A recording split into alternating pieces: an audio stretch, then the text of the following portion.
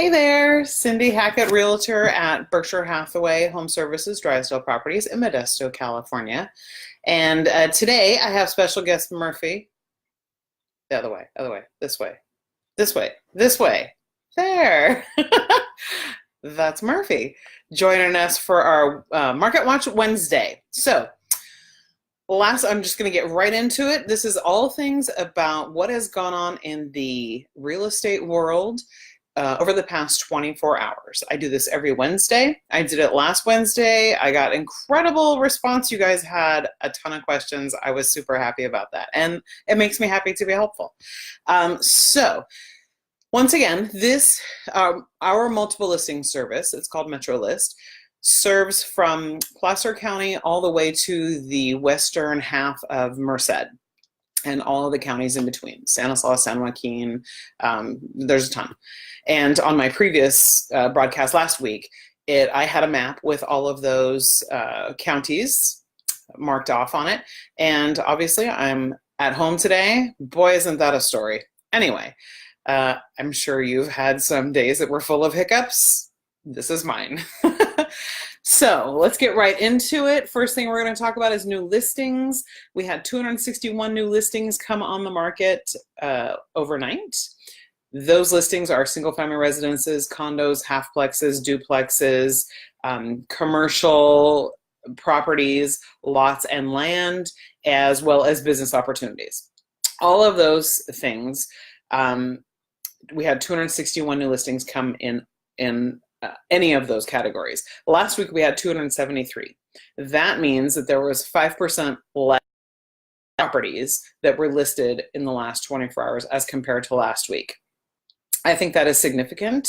Not totally unexpected. Right now is a lull. After the kids go back to school and parents are settled at their new houses, that's great.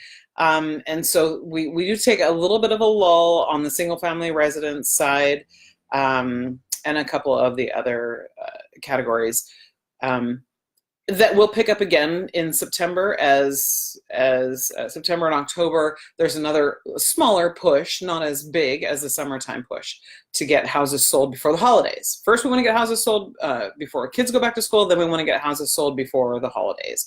So I'm not surprised to see that number decline. Secondly, price reductions. We had 236 price reductions overnight as compared to last week. We had 240. That's a difference of 2%. I'm not surprised by that number. It's pretty stable. Two numbers that are surprising to me we had 257 properties go pending in the last 24 hours. Last week we had 282 go pending. And so that's a difference of almost 10%. That is telling me that buyers are taking their time. They're slowing it down. There's not that urgency. They watch the news, they watch Facebook, they understand that coupled with rising interest rates and the fact that we have seen so many price reductions as of late, as of this whole summer, buyers are savvy and sellers need to listen to that. If you are a home seller and your house has been sitting on the market, if you can't do any more improvements to it, then you need to lower your price if you want to sell your house. That's it. You can't change the location. You can't change the location of your house. You can change the condition of your house. You can change your asking price of the house. If you want to sell your home, it's really those three things that need to be addressed.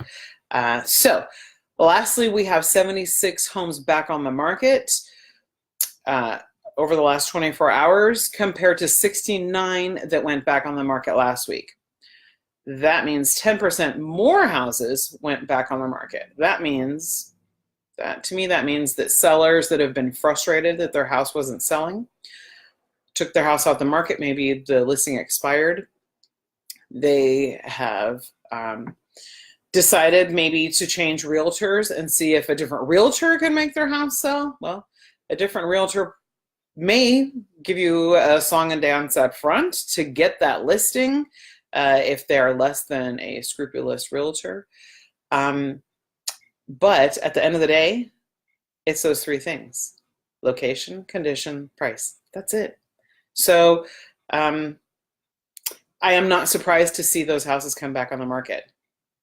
The amount of listings to new listings to price reductions, as well as 10% more homes coming back on the market this week.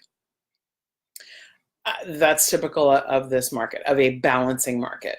Rising interest rates means buyers can qualify for less house. Same amount of monthly house price, less house that they qualify to buy. So the overall picture is that, again, this is a balancing market. Sellers, if you're a seller or if you're anticipating selling your home, you want to get that done this year, what are you waiting for? You are missing out. You need to hurry up and get on the market, because you are not going to get this sales price next year. You're not. It's not going to happen. Secondly, if you're a buyer, sellers, you may not want to hear this, but if you're a buyer and you're qualifying on the lower end, you're qualifying for maybe 230s or so, you might want to hang out. You might want to hang out. You might want to wait a little bit. Of course, you are playing a dice game, because who knows what's going to happen with the interest rates. If the interest rates go up further while you're waiting for a house price to come down, that might bite you. So really, it's a game of odds. And so if you see something that comes on the market, your realtor's working for you, your realtor's waiting for the right house to come on the market, you've seen what's out there, and it comes, go for it. Absolutely go for it. And hopefully your realtor will be able to see whether or not this is a property that can withstand some negotiating, or if you need to jump on it. If you're not completely sure, of what that all means, send me a text, send me an email, send me a Facebook message, and let's chat about it. But those are my opinions this week. Sellers, get on it. Buyers, watch the market. That house, it will come on the market. Every one of my buyers has been successful in ending up finding that house, but you have to be ready. And then the alternative also is to wait and see what happens with the market, but then you're taking a chance with interest rates. All right, so several of you have asked if next, if I'll be doing this every Wednesday. Absolutely, I'll be doing this every Wednesday. I might pick a regular time.